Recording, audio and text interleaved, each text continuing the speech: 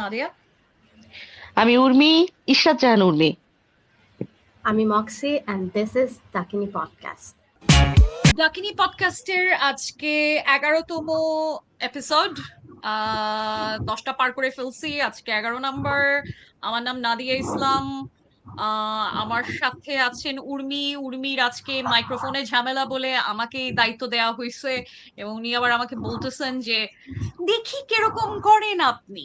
তো যাই হোক, উর্মি এবং মক্সি দুজনেই আছেন।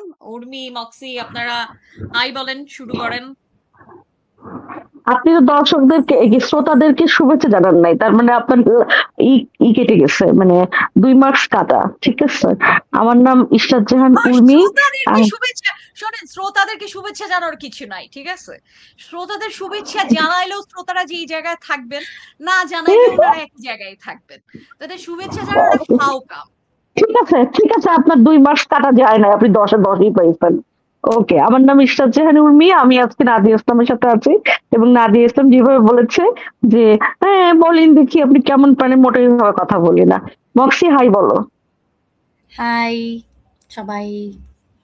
হাই সবাই সবাই। ওকে, হাই সবাই। আচ্ছা, আজকে ওকে নাদিয়া, আমাদের হ্যাঁ উর্মি বিষয়টা একটু বলি আমরা।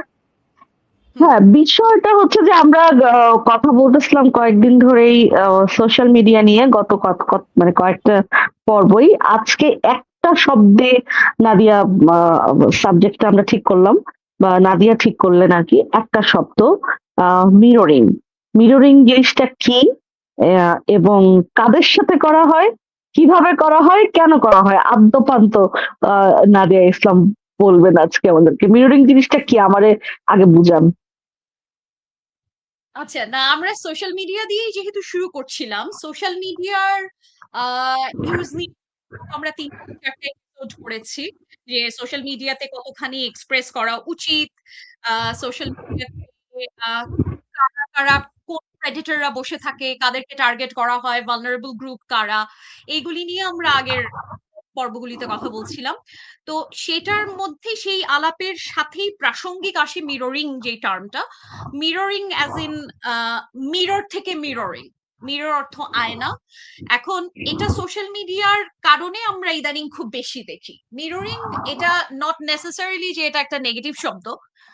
আমরা অনেক সময় ধরেন র্যাপো তৈরি করতে, বিশেষত ইন্টারভিউ প্রসেসের ক্ষেত্রে, এবং এনএলপি বলে আরেকটা টেকনিক আছে, নিউরো লিঙ্গুইস্টিক প্রোগ্রামিং, ওই টেকনিকের মধ্যেও মিররিং টেকনিকটা আছে। যে ধরেন আপনি একজনের সাথে নতুন পরিচয় হচ্ছে, ইন্টারভিউ বোর্ডে আপনি গেছেন, তো এবং খুব কম সময়ের মধ্যে আপনার এক ধরনের র্যাপো তৈরি করতে হবে তার সাথে, যে সে যেন আপনাকে পছন্দ করে। কারণ আপনার ধরেন ইন্টারভিউ এর টাইম হচ্ছে 20 থেকে 30 মিনিট, এর মাঝখানে 20 জন ইন্টারভিউ দেবেন, এবং সবার হয়তো আপনার কোয়ালিফিকেশন কাছাকাছি, সবাই একই রকম ধরেন মাস্টার্স করে বা পিএইচডি করে এসছে বা পোস্ট ডক করে এসছে, সবার কোয়ালিফিকেশন কাছাকাছি। একটা নির্দিষ্ট মানুষের সাথে আপনি দেখবেন যে সেই সময় একটা র্যাপো তৈরি হয়ে যায়। এই র্যাপোটা তৈরি করার জন্য এটা অনেক পুরনো একটা সোশ্যাল ইঞ্জিনিয়ারিং প্রজেক্টই আপনি যদি বলেন। যে ধরেন আপনি দেখছেন যে যে ইন্টারভিউ নিচ্ছে আপনার, সে একটা চশমা পরে আছে, এবং সে চশমার হাতল কিছুক্ষণ পর পর ধরছে বা চশমাটাকে নামাচ্ছে ওঠাচ্ছে, চশমা নিয়ে এক ধরনের ফিজিটি একটা অ্যাটিটিউড তার আছে। একই কাজ আপনি আপনি নিজেও যদি চশমা পরে থাকেন, আপনি নিজেও একই কাজ করবেন। আপনার ইন্টারভিউয়ার যে পদ্ধতিতে চশমাটা ধরছে, আপনিও একই পদ্ধতিতে চশমাটা ধরছেন। আপনি যদি দেখেন যে আপনার ইন্টারভিউয়ার একটু সামনে ঝুঁকে কথা বলছেন, আপনিও একটু সামনে ঝুঁকে আসবেন। আপনি যদি দেখেন যে আপনার ইন্টারভিউয়ার একটু পরপর হাতে একটা রিস্ট ওয়াচ আছে বা একটা ব্রেসলেট আছে, সেই ব্রেসলেটটা কিছুক্ষণ পরপর ধরছেন, আপনিও একই কাজ করেন। এই জিনিসে যেটা তৈরি হয় আমাদের অবচেতন ভাবে, আমরা একটা কানেকশন তৈরি করি, আমরা একটা কানেকশন ফিল করি যে এই মানুষটা আসলে থ্রেটেনিং কেউ না, এই মানুষটা আসলে আমার মতোই আরেকটা মানুষ। কারণ এই কাজটা আমি করি, যে কাজটা আমি করছি সেটা অপরপক্ষ যখন করে, তখন স্বাভাবিকভাবেই তাদেরকে আমরা শত্রু বলে মনে করি না। এটা পজিটিভ ভাবে অবভিয়াসলি ইউজ করা যায়, এবং ধরেন মার্কেটিং এর গুরুরা যারা আছেন বা ম্যানেজমেন্টের যারা লোকজনরা আছেন তারা এই সমস্ত জিনিসপত্র প্র্যাকটিস করে। এখন সোশ্যাল মিডিয়াতে আসার পরে ফেসবুক, এক্স, ইনস্টাগ্রাম, আরো যা যা আছে সব মিলে এখানে এই জিনিসটা বেশিরভাগ ক্ষেত্রে নেগেটিভ অর্থে ব্যবহার করা হয়। এই একটা গ্রুপ নিয়ে আমরা কথা বলছিলাম, ভালনারেবল গ্রুপ। সোশ্যাল মিডিয়াতে তিনটা গ্রুপের ভালনারেবল, তিনটা বেসিক ভালনারেবল গ্রুপের মধ্যে সবটাকেই যদি আপনি একটা ভালনারেবল গ্রুপ ধরেন, সেই গ্রুপকে টার্গেট করে যারা প্রেডেটররা, তারা যেটা করে, তারা একটা লম্বা সময় ধরে যেহেতু আপনাকে অবজার্ভ করছে যে আপনি কোন ধরনের গান শুনতে পছন্দ করেন, কোনটা আপনার প্রিয় রং, আপনার প্রিয় ফুলের নাম কি, বা আপনি পয়লা বৈশাখে কি করেন, আসলে পয়লা বৈশাখ আসলে আপনি উদযাপন করেন কি করেন না, এই জাতীয় মেলা জিনিসপত্র তারা অবজার্ভ করে। এবং এরপরে তারা যে কাজটা করে সেটা হচ্ছে অল্প সময়ের মধ্যে আপনার সঙ্গে যখন যোগাযোগ হচ্ছে, যে পদ্ধতিতেই যোগাযোগ হলো, হয়তো আপনার একটা ছবির নিচে কমেন্ট করার থ্রুতে, বা আপনার কোনো একটা লেখার নিচে কমেন্ট করার থ্রুতে, বা লাইক দেওয়ার থ্রুতে, বা আপনাকে মেসেঞ্জারে বা আপনাকে ডিএম করার সূত্রে এক ধরনের যোগাযোগ তৈরি হলো। এরপর তারা যে কাজটা করে, যেহেতু তারা আপনাকে অবজার্ভ করে এসছে, তারা আপনাকে মিরর করতে শুরু করে। এক্স্যাক্টলি আপনি যেই কথাগুলো শুনতে চান সেই কথাগুলি সে আপনাকে বলবে। মানুষ আপনাকে এসে বলবে যে আমি আসলে সরাসরি, তারা আবার এই কাজটা করে না, আপনাকে এসে সরাসরি বলবে না যে আমি একজন মোনোগামাস মানুষ। তারা বলবে যে আমি আসলে আহ একজন পার্টনারের সাথে থাকতে ভালোবাসি। আমার মনে হয় যে একটা মানুষের সম্পর্ক থাকা অবস্থায় দ্বিতীয় মানুষের সাথে সম্পর্ক করাটা খুব অস্বাভাবিক করে। তা আপনি স্বাভাবিকভাবে হুক হয়ে গেলেন, কারণ আপনি নিজে একজন মোনোগামাস মানুষ। আপনাকে যখন আরেকজন মানুষ বলে যে আমি খুব আহ একগামী, আমি এক লাইনে থাকি, আমার পক্ষে এটা সম্ভব না, আপনি অবভিয়াসলি হুক হয়ে গেলেন। আপনি আপনি আচ্ছা। ধরেন একজন পলিগামাস মানুষ, সে এসে আপনাকে বলবে যে দেখেন আমি সবসময় একটা মুরগির ফার্মের মুরগির মতো অবস্থা, আমি একটা খাঁচার ভেতরে ছিলাম, আই ওয়ান্টেড টু এক্সপ্লোর, আমার একটা অ্যাডভেঞ্চারাস লাইফ পছন্দ। আমার মনে হয় যে আপনি এই পদ্ধতিতে ইমানসিপেটেড হইছেন, আপনার এক ধরনের এই ইমানসিপেশন আমার ভীষণ পছন্দ। এই কথা আপনি যখন বলছেন একজন মানুষকে, সে স্বাভাবিকভাবে আপনার সাথে হুকড, কারণ সে মনে করছে যে এই তো আমি আমার দলের লোক পেয়ে গেলাম। এটা হচ্ছে মিররিং টেকনিকের প্রথম স্টেপ। এবং তারপর কন্টিনিউয়াসলি সেই কাজটা করতে থাকে, অর্থাৎ আপনি যেই জিনিসটা চাচ্ছেন সেই জিনিসটা আপনাকে ফিড ইন করাতে থাকে। এবং সোশ্যাল মিডিয়ারও এটা একটা টেকনিক। আপনি দেখবেন আমাদের পিউ রিসার্চের একটা ইয়ে ছিল, কাজ ছিল, একটা রিসার্চ ছিল এরকম, যে আপনি ধরেন রাজনৈতিক ভাবে ধরেন মধ্য বামপন্থা আছেন আপনি, সেখানে সোশ্যাল মিডিয়া আপনাকে কি রকম ইনফরমেশন ফিড করতে করতে করতে মিরর করছে আপনাকে। এই যে আপনি অ্যালগোরিদম দেখছেন না, যে আপনি যেই জিনিস দেখতে চান সেটা কন্টিনিউয়াসলি দেখছেন দেখছেন দেখছেন দেখছেন দেখছেন, তখন কি হবে, আস্তে আস্তে বছর 2 বছর 3-এর মধ্যে আপনি মধ্য বামপন্থা থেকে আপনি একদম রাডিক্যাল লেফটে রূপান্তরিত হবেন, অথবা আপনি ছিলেন হচ্ছে সেন্টার রাইট, আপনাকে তখন আলট্রা রাইটের দিকে এটা চলতে থাকবে আস্তে আস্তে। এবং মিররিং টেকনিকটাও তাই, যে আপনি যেই জায়গা থেকে আপনাকে ধরেন ধরা হয়েছে, যে আপনার ধরেন এগেন বিনয় মজুমদার আপনার একজন প্রিয় কবি, আপনাকে খামোখা কোনো একটা জায়গা থেকে একটা সে কোট তুলে নিয়ে আসছে, আর আজকে তো বিনয় মজুমদার খুঁজে বের করা কোনো বিষয় না, মানে গুগলে একটা সার্চ দিলেই পাওয়া যাবে, সেখান থেকে একটা কোট নিয়ে আসছে বা সে একটা পোস্ট দিচ্ছে বিনয় মজুমদার কেন্দ্র করে, সুতরাং স্বাভাবিকভাবে আপনি তার ব্যাপারে অ্যাট্রাক্টেড হচ্ছেন, গেলেন, তো যখন আটকাইলেন, এরপর সে আস্তে আস্তে এই জিনিসটা বাড়াচ্ছে কন্টিনিউয়াসলি আপনাকে। এর আগেও আমরা আমরা আমার ধারণা আমাদের প্রথম এপিসোড গুলি শুরু হয়েছিল হচ্ছে we started talking about love বমিং। লাভ বমিং এর এটা একটা পদ্ধতি, লাভ বমিং করা হয় এই পদ্ধতিতে। আপনি যেই জিনিস শুনতে চাচ্ছেন কনস্ট্যান্টলি আপনাকে সেই জিনিস শোনানো হচ্ছে। রিলেশনশিপে আপনি যেই জিনিসটা চান সেই জিনিস আমিও চাই। আপনি এবং এক সময় খেয়াল করবেন যে যে স্বপ্নটা আপনার না, আসলে সেই স্বপ্নটা আপনাকে আপনাকে দিয়ে দেখানো হচ্ছে। ধরেন লেটস সে আপনি আপনি হয়তো একটা রিলেশনশিপ চান, সুন্দর একটা রিলেশনশিপ, কিন্তু আপনাকে এমন একটা জায়গায় ঠেলে নিয়ে যাওয়া হলো, তখন আপনার মনে হবে এই রিলেশনশিপ ছাড়া আমি আমার লাইফে কিছুই চাই না। আমার এরকম একটা বাড়ি, আমার বাড়ির সামনে পিকেট ফেন্স আছে, আমার বাড়িতে 2খান কুত্তা আছে, আমার একটা বাচ্চা আছে বা টুইন বাচ্চা আছে, চাইনিজ টুইন বাচ্চা আছে, এটা ছাড়া আমার লাইফের কোনো স্বপ্ন নাই।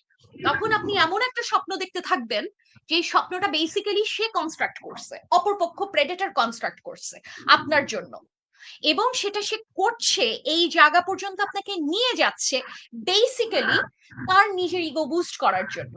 বেসিক্যালি প্রেডেটররা বেশিরভাগ ক্ষেত্রে খুবই নার্সিসিস্টিক হয়, কারণ তারা বেসিক্যালি খুবই একলা, তাদের লোকজন দরকার এবং তাদেরকে আমি তাদের আমি নাদিয়া এইখানে নাদিয়া নাদিয়া এইখানেই আমি আসলে প্রশ্নটা করতে যাচ্ছিলাম, 2 ভাগে প্রশ্ন।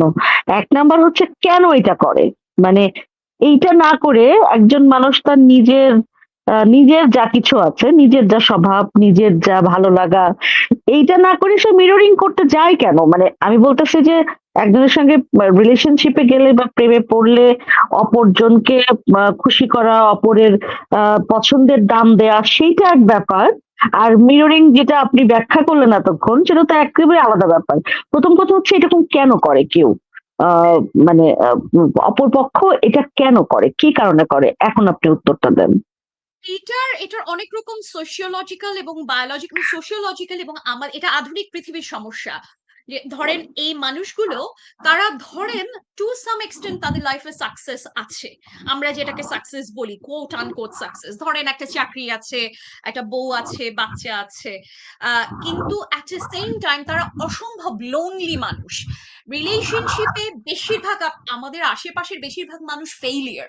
আপনি যেখানেই আপনি তাকান, আপনি টিম্বাকটু যান, আপনি ভুরুঙ্গামারিতে যান, আপনি কি এটাকে বলে একজন সাদা চামড়া দেখেন, আস্তিক দেখেন, নাস্তিক দেখেন, দেখবেন যে বেশিরভাগ রিলেশনশিপ এক একটা ফেইলিয়ারের রিলেশনশিপ। এবং দিন শেষে, এবং বিশেষত মধ্য বয়স্কদের ক্ষেত্রে, এটা আমরা একসময় বলতাম মিড লাইফ ক্রাইসিস, এখন এটা আরো আগে থেকে শুরু হচ্ছে। তুলনামূলক ইয়াং জেনারেশনের মধ্যে ওই জিনিসটা আছে যে আমরা রিলেশনশিপ কাজ করাতে পারি না, এবং রিলেশনশিপ কাজ করাতে পারছি না, আমাদের নিজেদের এক ধরনের একাকিত্ব বোধের জায়গা আছে। সেই জায়গাটাকে ওভারকাম করানোর জন্য, মানে আমার নিজের প্রবলেমটা আমি সর্ট আউট করার চাইতে ছল করা, প্রতারণা করা এটা সহজ কাজ। মিথ্যা কথা বলা, আপনি একজন অনেস্ট মানুষ, অনেস্টি তো কঠিন একটা কাজ।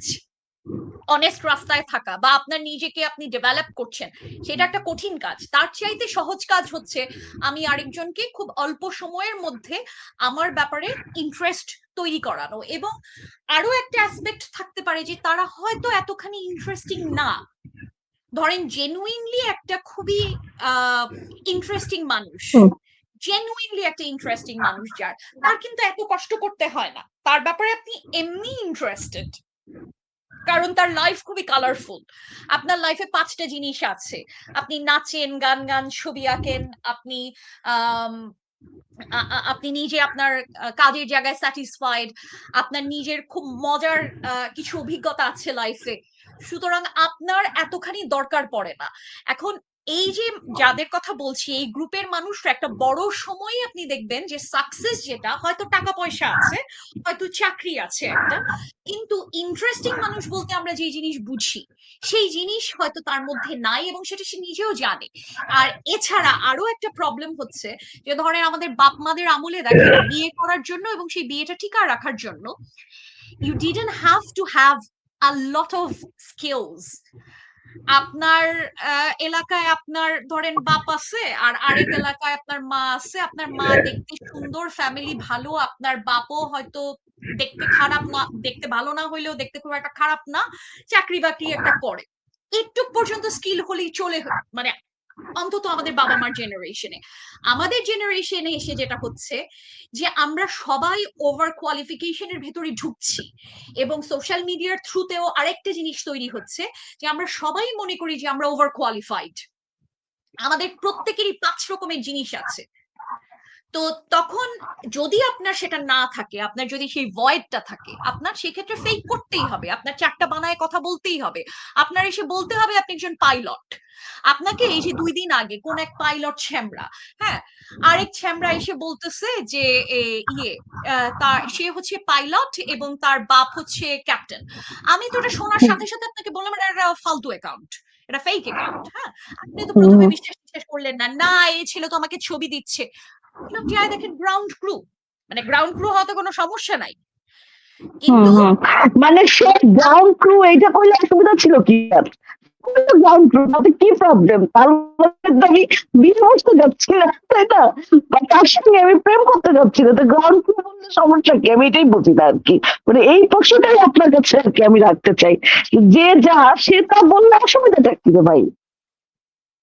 না এটাতে তো ধরেন আপনি বলছেন অসুবিধা কি, এখন তার যদি এটা নিয়ে কোনো রকম নিজের গ্লানির জায়গা থাকে, ইনফিরিটি কমপ্লেক্সের জায়গা থাকে, সেটা তো আপনি, এই ইনফিরিটি কমপ্লেক্স তো সোসাইটি তৈরি করে দিচ্ছে। আপনি ধরেন একজন রিক্সাওয়ালা এবং ধরেন একজন ইঞ্জিনিয়ার বা একজন সায়েন্টিস্ট, এই যে সোসাইটাল ক্লাস ডিভিশন, এটা তো সোসাইটি করে দিয়েছে আপনাকে। এখন ধরেন আপনি যেই মেয়েটার সঙ্গে কথা বলতে যাচ্ছেন বা যেই মেয়েটাকে আপনার পছন্দ, আপনার ধারণা সে অত্যন্ত আপনার চাইতে অন্তত 3 ক্লাস উপরে, মানে ইয়ে ক্লাস থেকে, সোশিও ইকোনমিক ক্লাসে আপনার চাইতে উপরে। বা সে মনে করছে যে সে যদি বলে যে আমি একজন পাইলট এবং আমার বাবা একজন নেভির ক্যাপ্টেন, তাইলে হচ্ছে সে আপনার ব্যাপারে অ্যাট্রাক্টেড হয়। আদারওয়াইজ, এখন আমি যদি বলি যে আমার বাপ একজন মুদি দোকানদার, একটা কথার কথা, হয়তো আপনার কিছুই যায় আসে না। আবার ধরেন আপনার হয়তো যায় আসবে না, আমার হয়তো যায় আসবে না, কিন্তু 5টা মানুষ বলবে যে দুর্বল, কি আমি এর সাথে ইয়ে করব, প্রেম করব, বা প্রেম যদি করিও আমি তো আসলে একটা মুদির দোকানের ছেলের সাথে যে আমি বিয়ে করব না। উর্মি কি আবার চলে গেছে? আচ্ছা, তো এই এই ধরনের ইনফিরিটি কমপ্লেক্স তো ধরেন আমরা আম, আমাদের এই যে ডাকিনীর আলাপটা শুরু করছিলাম ইনফিরিটি কমপ্লেক্স ভিকটিমের জায়গা থেকে। ইয়ের ইনফেরিটি কমপ্লেক্স একই সাথে অ্যাবিউজারের জায়গা থেকেও প্লে করে। এটাও আপনি অনেক সময়, উর্মি নাই, আমি মক্সির সাথে কথা বলছি এখন, হুম। অনেক সময় যে দেখবা যে ভিকটিম অ্যাবিউজারে রূপান্তরিত হয়েছে, একটা সার্টেন স্টেজ পর্যন্ত সে নিজে ভিকটিম, সে নিজে অ্যাবিউজড হচ্ছে হচ্ছে হচ্ছে হচ্ছে at one point or the other. Urmi আসছেন? হ্যাঁ, আমি কথা চালাই হুম যাচ্ছিলাম আর কি, যে ওই ভিকটিম কিভাবে অ্যাবিউজারে রূপান্তরিত হয়। সে at one point or the other সে তখন অ্যাবিউজারে রূপান্তরিত হইল।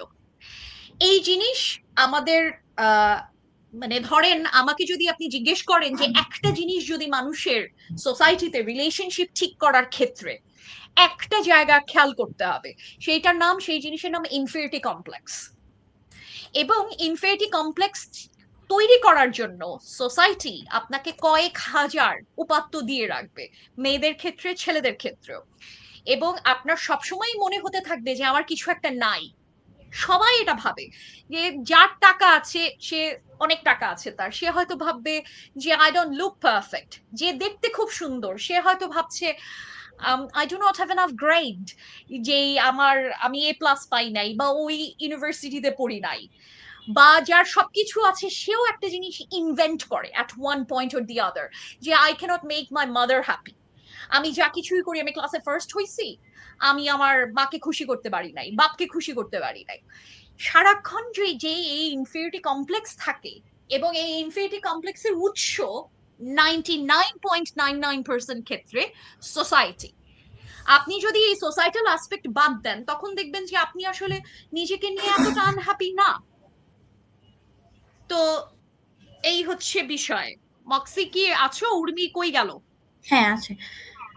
উর্মি আপার ডিভাইসেস নট কানেক্টেড দেখাচ্ছে। আমি ওনাকে আচ্ছা, অ্যাড করতে তাহলে পারতেছি না আমি এখন। ঠিক আছে, তুমি আর আমরা এটা ইয়ে করতে থাকি।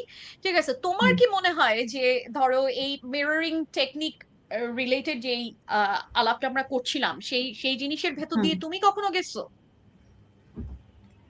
এটা ইউজুয়ালি আমার সাথে যখন আহ, আমি এই জিনিসটা আমার সাথে যখন কোনো একটা মেয়ে কথা বলে, সেই ক্ষেত্রে আমি ব্যাপারটা খুব কম খেয়াল করছি যে এরকম একটা মিররিং ব্যাপারটা হয়। কিন্তু যখন একটা ছেলে কোনো একটা কথা বলতে আসে, তখন এই জিনিসটা অনেক বেশি বার আহ, দেখছি এর আগে, যে আমি যেভাবে কথা বলতেছি, আমি যেভাবে যেটা পছন্দ করতেছি বা যেটা চাচ্ছি বা আমার যে ধরনের প্রেফারেন্স, সেই অনুযায়ী সে তার পার্সোনালিটি সবকিছু উম কি বলে সেটাকে অ্যাডজাস্ট করার চেষ্টা অ্যাডজাস্ট করতেছি। অ্যাডজাস্ট করছে। হ্যাঁ, হ্যাঁ।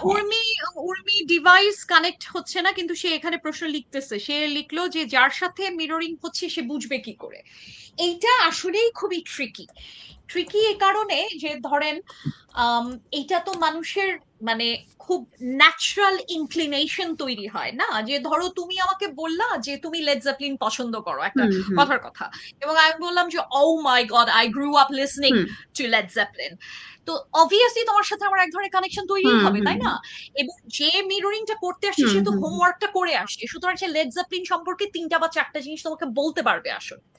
আমি সবসময় যেটা করি যে ফিল্টারিং করার ক্ষেত্রে আমি মেক শিওর করি যে যদি আমি এই রিলেশনশিপটা কন্টিনিউ করতে চাই, লেটস সে সেটা বন্ধুত্বের হোক, মেয়ে হোক, হুম, ছেলে হোক, যেই হোক, আম, হুম, সেই ক্ষেত্রে আমি মেক শিওর করি যে এইটা যে সে আসলে সত্যি কথা বলছে, এইটা 3-4টা প্রশ্ন না, এটা আপনি কন্টিনিউয়াসলি একের পর এক, ঠিক ইন্টারোগেশন স্টাইলে না, ইন্টারোগেট করতে গেলে অপরপক্ষ বুঝে যাবে যে আপনি ইন্টারোগেট করছেন, আপনি হুম, কনস্ট্যান্ট প্রশ্নটা চালায় যাবেন একটা না, যাতে দেখেন যে সেই মিথ্যা কথাটা আসলে কতদিন টানতে পারে, সে কি আসলে লেড জেপলিন সম্পর্কে জানে কিনা, সেটা at one point or the other যে মিথ্যা কথা বলছে সে আপনাকে 2 দিনের বেশি, 3 দিনের বেশি, বা ইভেন 1 মাসের বেশি এটাকে টেনে লম্বা করতে পারবে না, যে এই বিষয়টা কেউ ইনডেপথ জানে না।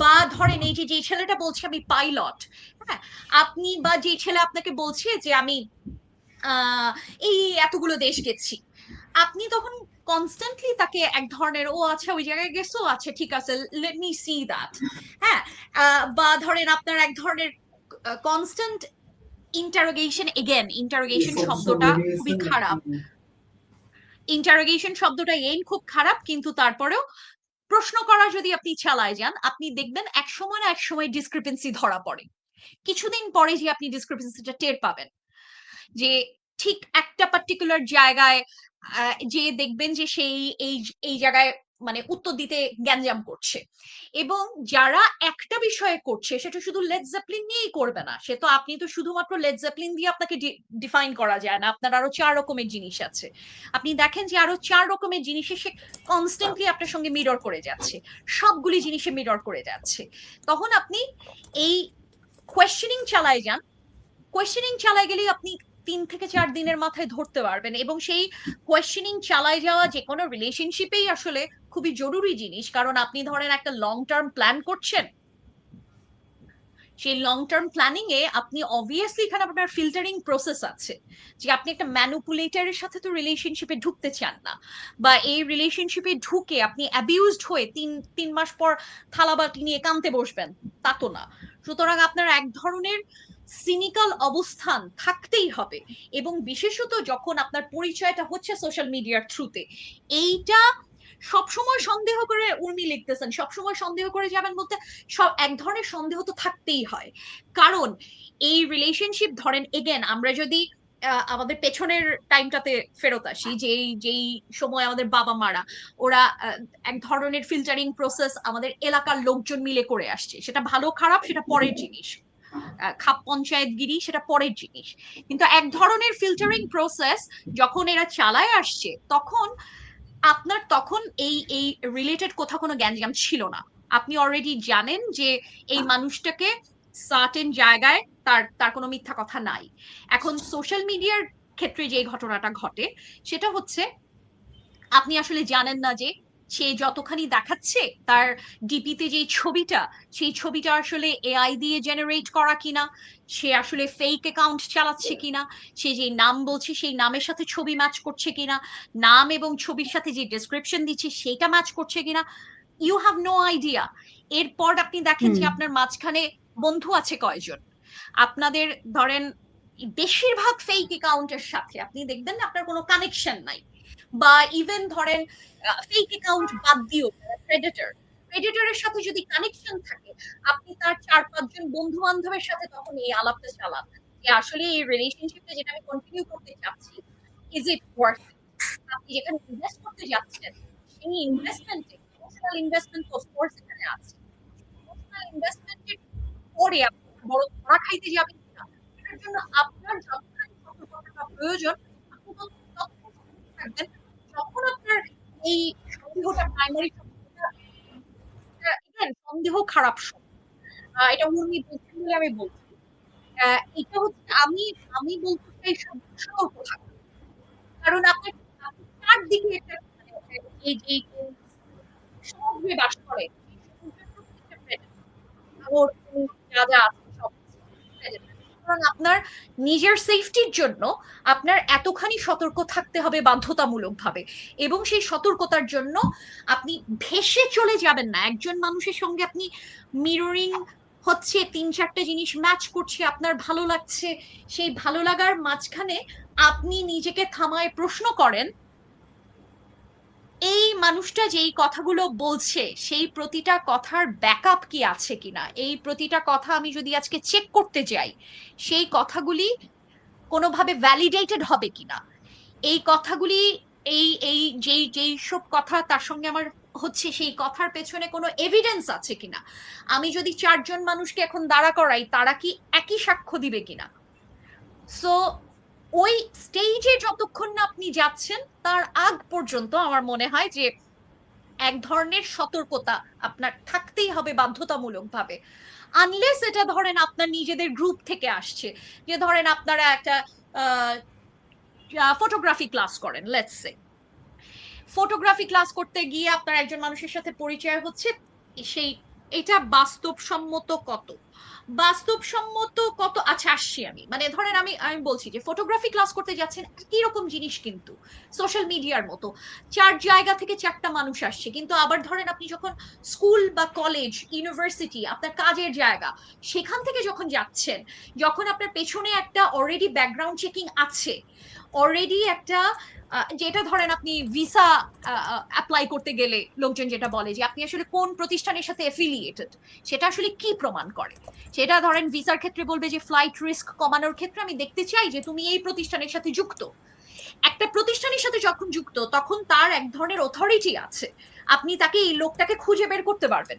কিন্তু যে প্রতিষ্ঠানের সাথে যুক্ত না, তাকে আপনি একটা ফটোগ্রাফি ক্লাস থেকে পাইছেন, তাকে আপনি একটা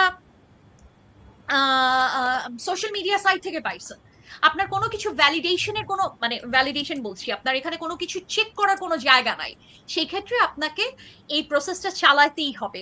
আর বাস্তবসম্মত মানে হচ্ছে আপনি যদি নিজের প্রোটেকশন চান তাহলে এই জিনিস ছাড়া আর দ্বিতীয়ত কোনো রাস্তা নাই আসলে।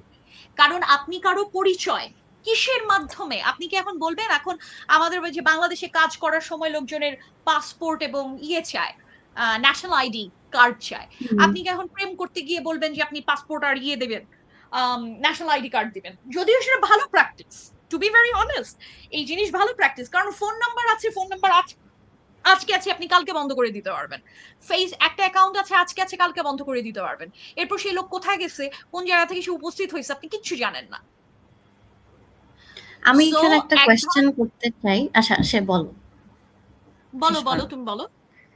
আমি কোয়েশ্চেনটা যে ধরো আমরা একজনকে যখন চেকিং এই ফেজটার ভিতরে রাখবো, যে ধরো যে সে যা বলতেছে আমি সেটা চেক করতেছি, ঠিক আছে, কিন্তু ধরো জিনিসটা যখন অনেক দ্রুত হয়, যেমন ধরো আমি আজকে একজনের সাথে কথা বলতেছি, পরের দিন বা তার পরের দিন হয়তো আমরা দেখা করতেছি, হ্যাঁ, এই এই টাইমটা ধরো আমি তখন মানে এই ছোট একটা টাইমের মধ্যে এই জিনিসটাকে কিভাবে আনবো, যে ধরো আমি তার সবকে কথাবার্তা এত কিভাবে আমি চেক করতে পারবো। অনেক সময় হতে পারে যে আমি ধরো অন্যান্য কাজে হয়তো বিজি, কিন্তু আমি এই জিনিসটাও চেক করতে চাচ্ছি, কিন্তু ধরো অফিসের পরে হয়তো দেখা করতেছি বা স্কুল ইউনিভার্সিটির পরে দেখা করতেছি, সেই ক্ষেত্রে ধরো আমার এত আসলে সময়ও হচ্ছে না যে আমি তার এত কিছু চেক করতে পারবো।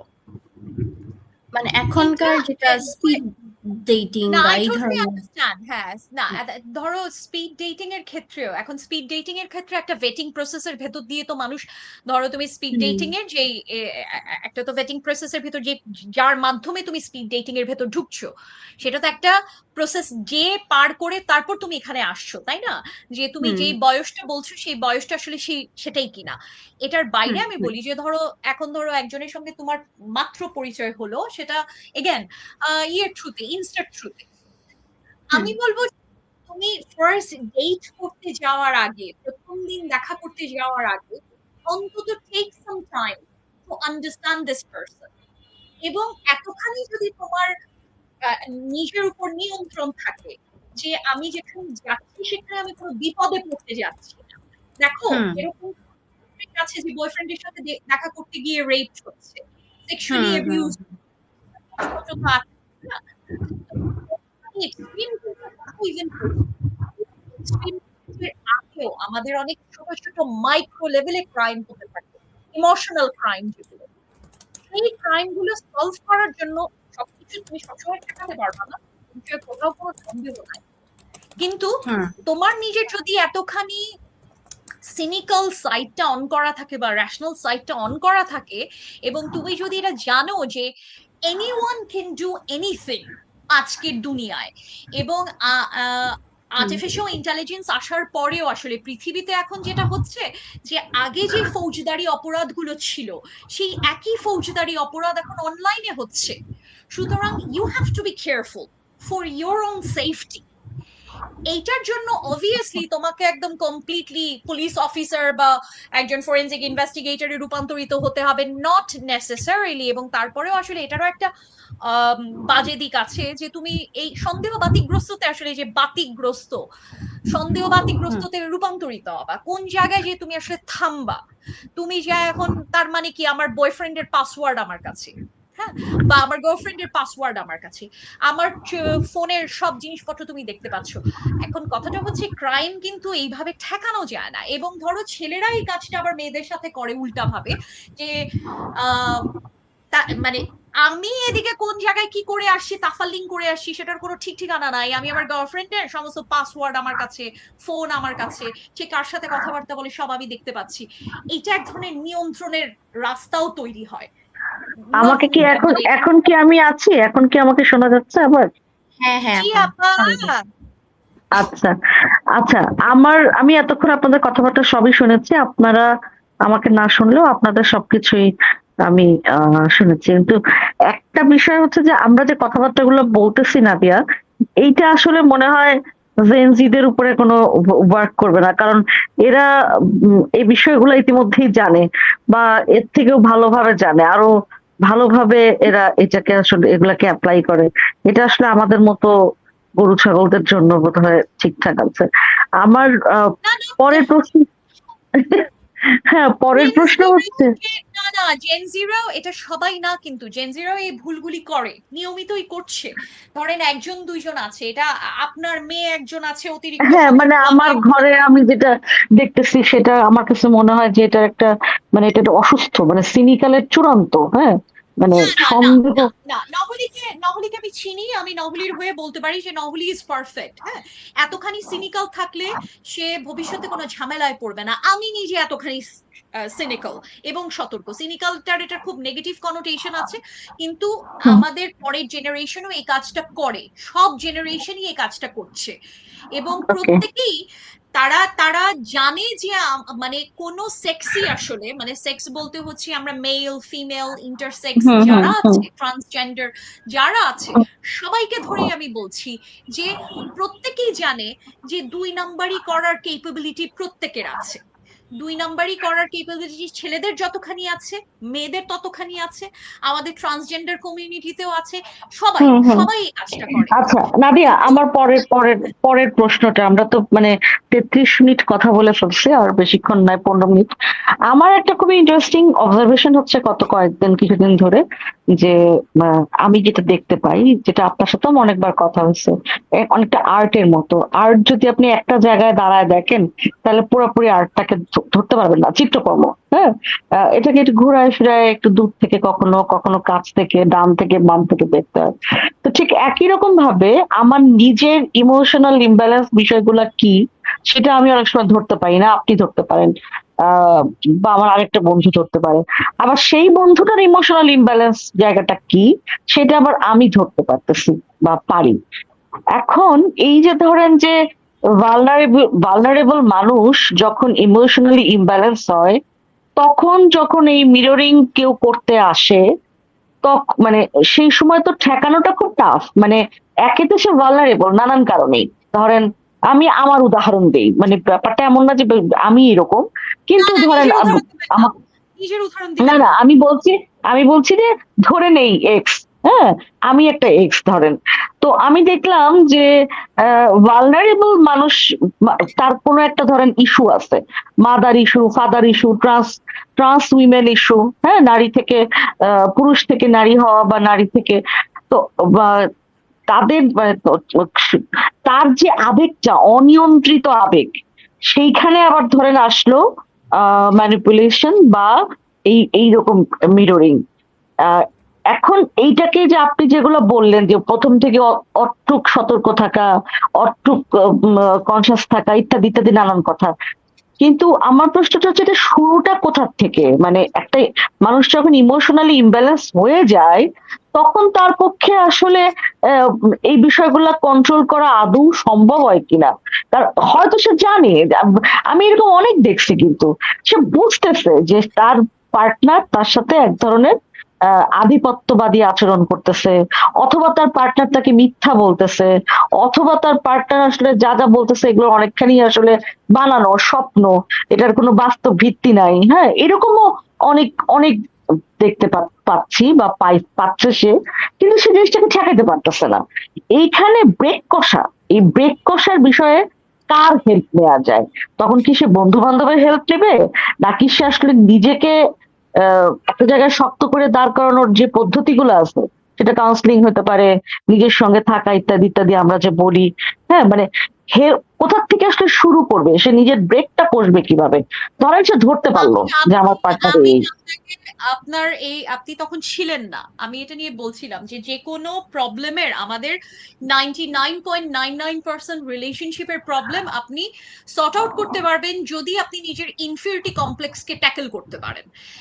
আমরা ভালনারেবল তখন হই যখন আমাদের কোথাও না কোথাও ইনফিরিটি কমপ্লেক্স আছে, আমার শরীর নিয়ে, না, আমার এটা আমি পড়ালেখা নিয়ে। শুনেছি, আপনি আপনি এটা বলছিলেন যে এটা সোসাইটি নানান কিছু তৈরি করে দেয়, যে সুন্দর সেভাবে আমি গ্রেড পাই নাই, যে টাকা আছে যার সেভাবে আমি সুন্দর না, নানান কিছু আছে, এটা আপনি বলছিলেন। তাহলে কি মানে আসলে কাজ করাটাও দরকার নিজের সাথে, ব্যাপারটা এরকম? প্রথম প্রথম কাজ হচ্ছে যে আপনি এতখানি সিকিউর থাকেন, এতখানি, এটা বলাটা সহজ করাটা কঠিন অফকোর্স, যে ধরেন আমাদের যে ইনার ডিমন আছে বা আমাদের নিজেদের যে শ্যাডো সাইড গুলি আছে, সেই সাইড গুলি তো আমরা আসলে বেশিরভাগ ক্ষেত্রেই জানি না। আমাদের যে মাদার ইস্যু আছে, অ্যাবান্ডনমেন্ট ইস্যু আছে, ট্রাস্ট ইস্যু আছে, ফাদার ইস্যু আছে, একগাদা ইস্যু আছে আমাদের লাইফে, সেই ব্যাগেজ গুলি সম্পর্কে আমরা নিজেরা যখন জানি না, তখন এই জিনিসগুলি রিলেশনশিপে পোট্রে হতে থাকে। আপনি দেখবেন যে যেই মানুষটাকে আপনি ঘৃণা করেন, তাকে আপনি দেখতে পারেন না, সে আসলে আপনার যে নেগেটিভ সাইড গুলি আছে সেই সাইড গুলি পোট্রে করে, এবং অ্যাম্প্লিফাইড ভাবে, যে কারণে আপনি তাকে দেখতে পারেন না। আপনি সবসময় ঠান্ডা মাথায় খেয়াল করে দেখবেন যে ওই মানুষটাকে আমি কোনো কারণ ছাড়া দেখতে পারি না। এর মধ্যে ঈর্ষা ফির্ষা হাবিজাবি আরো মেলা কিছু আছে, কিন্তু এর মূল কারণটা হচ্ছে, আপনি একদম সাবকনশিয়াস লেভেলে যদি চিন্তা করেন দেখবেন যে এই মানুষটা ঠিক যা যা করছে এটা আমার শ্যাডো সাইড, এটা অ্যাম্প্লিফাইড ভাবে তার চরিত্রে আছে, যে কারণে আমি তাকে দেখতে পারি না। তো আমার প্রথম পয়েন্ট একই জায়গাতেই আমি থাকবো, যে ইনফিরিটি কমপ্লেক্স আপনার সর্ট আউট করতে হবে, আপনার নিজের জিনিসগুলি জানতে হবে যে কেন আপনি, আপনি যে মানুষটা এরকম আজকে, এই যে আপনার ধরেন ফুচকা খেতে ভালো লাগে, বা ধরেন এই সিনেমা দেখতে ভালো লাগে, বা এই গান শুনতে ভালো লাগে, কেন ভালো লাগে সেই কারণগুলি আপনি খুঁজে বের করেন। কারণগুলি এটা না যে অঞ্জন দত্ত খুব, হ্যাঁ আমার সাথে ওর তার গলার স্বর ভালো লাগে, এইটা এগুলি খুব সারফেস লেভেলের কারণ।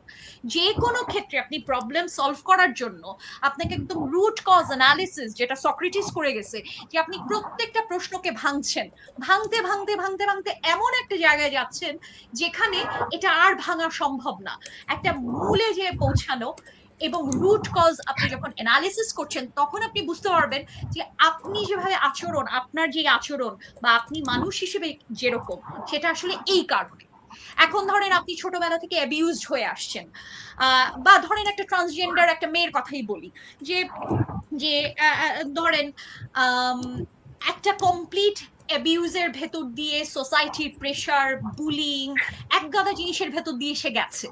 এখন সে যখন ধরেন সে সেক্স চেঞ্জ অপারেশন করে সে কমপ্লিট একটা মেয়েতে রূপান্তরিত হলো, এরপরে সে যেই কাজটা করে সেটা হচ্ছে যে যে আমরা মেয়েরা যেই জিনিসটা ধরেন আজকে থেকে 30 বছর আগে ত্যাগ করে আসছি, আপনি দেখবেন যে তারা সেই জিনিসটা অ্যাম্পলিফাইড ভাবে তারা এই কাজটা করছে। ঘর ঘর করে যে আমার এই সংসার সংসার না হলে আমার জীবন সম্পূর্ণ হবে না। তার হয়তো আরো 4টা জিনিস আছে, সেই দিকে সে কনসেন্ট্রেট করছে না। সে কনসেন্ট্রেট করছে যে আমার নারীত্ব, যেই নারীত্ব নিয়ে আমরা ধরেন যারা বায়োলজিক্যালি নারী, তারাও এতখানি হ্যাঁ, মাথা ঘামাচ্ছে না। আমি এগেন ট্রান্সজেন্ডার কমিউনিটিকে আমি মানে পয়েন্ট আউট করছি না, আমি বলছি যে এটাই স্বাভাবিক। কিন্তু যখন স্বাভাবিক, তখন কি ঘটনা ঘটে, তখন আপনার এই ভালনারেবল জায়গাটার সুযোগ নেয়ার জন্য 5জন শুয়োরের বাচ্চা অনলাইনে রেডি হয়ে বসে আছে। তাদের হাতে আপনি আপনার নিজেকে তুলে দিচ্ছেন অ্যাবিউজড হওয়ার জন্য, এবং আপনি অ্যাবিউজড হবেন সাইকোলজিক্যালি, ইমোশনালি।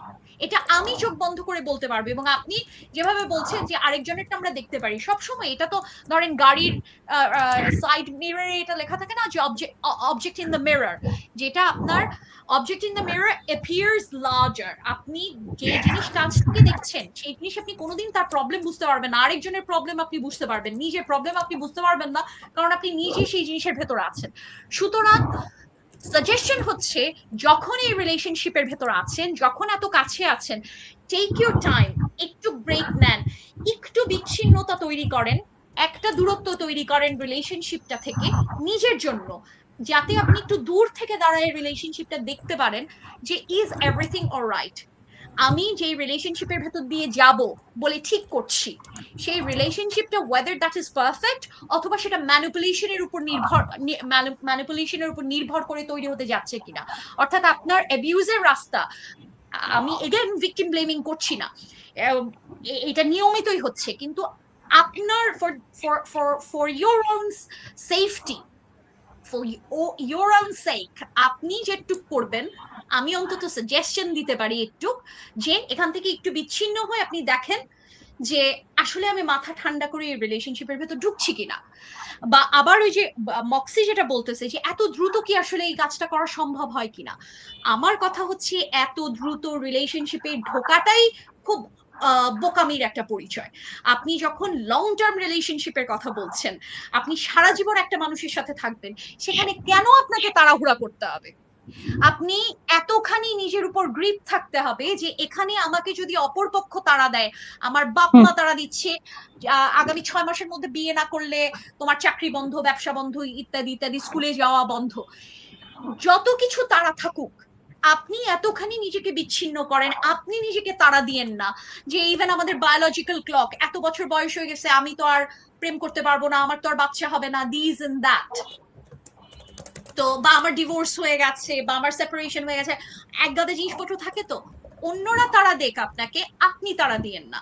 আপনি এতখানি টাইম নেন একটা ডেটে যাওয়ার আগে, ডু ইউর হোমওয়ার্ক, যে আমি যেই লোকটার সাথে ডেট করতে যাচ্ছি, সে আমাকে ধরেন এক্সট্রিম কেসে যদি না যায়, সে আমার গলা কেটে বুড়িগঙ্গায় লাশ ফেলে দিবে কিনা, সেটুক যদি নাও যান, আপনার তো এতখানি বুঝতে হবে যে সে আপনাকে ইমোশনালি ম্যানিপুলেট করছে কিনা, ইমোশনালি ব্ল্যাকমেইল করছে কিনা, আপনাকে গাছে তুলে মই নিয়ে কালকে দৌড় দিয়ে চলে যাবে কিনা। এই কাজটা তো আপনি ছাড়া অন্য কেউ করবে না। এখন বন্ধু হিসেবে আপনি বলছেন কার কাছে যাবেন, of course you have to have a support group. আপনার একটা কোর বন্ধুর গ্রুপ থাকতে হবে বাধ্যতামূলক ভাবে, এবং সেটা ফেসবুক কেন্দ্রিক না, রিয়েল লাইফের ফ্রেন্ডস, যাদেরকে আপনি চেনেন, যাদের সাথে আপনার দেখা হচ্ছে, যাদের সাথে আপনার কথা হয়, যাদেরকে আপনি লম্বা সময় ধরে চেনেন, যারা আপনাকে ছোট করে না, যারা আপনাকে নিয়ে ঈর্ষা কাতর না, যারা শুধুমাত্র আপনার ভালো সময়ে আছে এরকম মানুষ না। এই একটা এবং সাপোর্ট গ্রুপ আপনার আছে, এট দ্য সেম টাইম আপনার নিজের ইনফিরিয়রিটি কমপ্লেক্স আপনার নিজের সর্ট আউট করতে হবে। আদারওয়াইজ আশেপাশে আমরা যে প্রেডেটর এত দেখছি, এটার একটা মূল কারণ হচ্ছে, ধরেন আমি কোনো নির্দিষ্ট সেক্সে এই আলাপটা রাখতে চাই না, তারপরেও বলছি, একটা মিডল এজ ম্যান, ছেলে মানুষরা এই কাজটা করে যে সবকিছু হয়ে যাওয়ার পরে এখন দে ফিল এক্সট্রিমলি লোনলি। তাদের বউ আছে, বাচ্চা আছে, চাকরি বাকরি হয়ে গেছে, এরপরে তারা ফিল করতে থাকে যে তাদের পাশে কেউ নাই, তখন তারা অনলাইনে প্রেডেটর হিসেবে এটার নিচের গ্রুপও আছে, আত্মপ্রকাশ করে। মানে হ্যাঁ। হ্যাঁ তখন তারা আত্মপ্রকাশ করবে। তো এই জিনিস না হয় you have to be very careful. এরপরেও নাদিয়া, তারপরেও যদি আমরা বলি, ধরেন একটা মানুষের সব আছে, এই যে আমি যে উদাহরণটা দিলাম, যে আমি একজনকে এরকম চিনি, তার সবকিছু আছে, সে খুবই সাকসেসফুল একজন মানুষ, হ্যাঁ, কিন্তু সে এই প্রেমের ক্ষেত্রে এসে, এত সাকসেসফুল একজন মানুষ, প্রেমের ক্ষেত্রে এসে তার আর কোনো যুক্তি বুদ্ধি কাজ করে না। তার হয়তো সাপোর্ট সিস্টেম আছে, কিন্তু আমার আমার যেটা ওই যে দূর থেকে দেখে বোঝা, আমার মনে হয় যে এখানে যেটা হয় নাই সেটা হচ্ছে নিজের সাথে কাজ করা বা নিজের উপরে আস্থা রাখা, অথবা কখনো কখনো তার আস্থা থাকে, যখন আস্থা থাকে তখন সে ঠিকঠাক, কিন্তু যখন একটু যদি মানে এত সতর্ক হয়ে সুতার উপরে চলতে হয় এই জীবনটা, যে একটু এদিক ওদিক হইলেই আপনার নিচে অনন্ত খাদ। হ্যাঁ, তো সেই ক্ষেত্রে আসলে আরেকটা আমি মাঝখান থেকে আপনাকে বলি, আপনাকে কেটে মাঝখান থেকে বলতেছি, এবং আমাদের আসলে ধরেন এটা আপনি তো নহলির সাথেও করেন, বিষয়টা হচ্ছে কি আমরা আসলে সব সময় দেখি এই যে আর্তেমিসে একজন নারী নভোচারী নিয়ে যা হচ্ছে, আমি তো আসলে হুম ফেসবুকে হুম থাকি না, hmm I absolutely started hating Facebook. তো এটা হচ্ছে কি যে ধরেন আপনি যত কিছুই করেন, হ্যাঁ আপনি ধরেন নোবেল পুরস্কার পেয়ে গেলেন, আরে ওর তো জামাই নাই, হ্যাঁ, বা ধরেন এই যে তসলিমা নাসরিনকে নিয়ে, তসলিমা নাসরিনের ধরেন তসলিমা নাসরিনের নিজের যতখানি এবং আমি এটা অন রেকর্ড বলছি, তসলিমা নাসরিনকে আমি পছন্দ করি না ফর ভেরিয়াস রিজনস, কিন্তু ধরেন তসলিমা নাসরিনের নিজের কোনো দুঃখ নাই, উনার জন্য আশেপাশের পাড়া পড়শি হলো থালাবাটি নিয়ে বাইতুল মোকাররমের সামনে কাঁদতে বসছে যে উনার জীবনে তো এটা নাই ওইটা নাই। এখন ধরেন বেশিরভাগ ক্ষেত্রে আমরা যেহেতু মনেই করি যে আমাদের লাইফের সাকসেস বলতে you have to have a partner, আপনার একটা পার্টনার হুম হুম থাকতেই হুম হবে, হুম হুম এই এই এই চিন্তাটা একটা ভয়ঙ্কর চিন্তা। একদম। এবার আপনাকে কেটে আমি একটা উদাহরণ দিই, এখানে আসলে এটা কাজ করবে কিনা যারা শুনতেছে তাদের জন্য। আজকে আমাকে এক ভদ্রমহিলা মেসেজ পাঠিয়েছেন। ভদ্রমহিলা অনেকদিন পর পর মেসেজ পাঠায়, এমন না যে মানে প্রায়ই পাঠায়, তা না। ভদ্রমহিলার নাম আমি বলবো না, সামহাউ উনি আমার ফ্রেন্ড লিস্টে নাই। হ্যাঁ, কিন্তু অনেকদিন ধরে পাঠায়, এবং খুব অদ্ভুত টাইপের মেসেজ।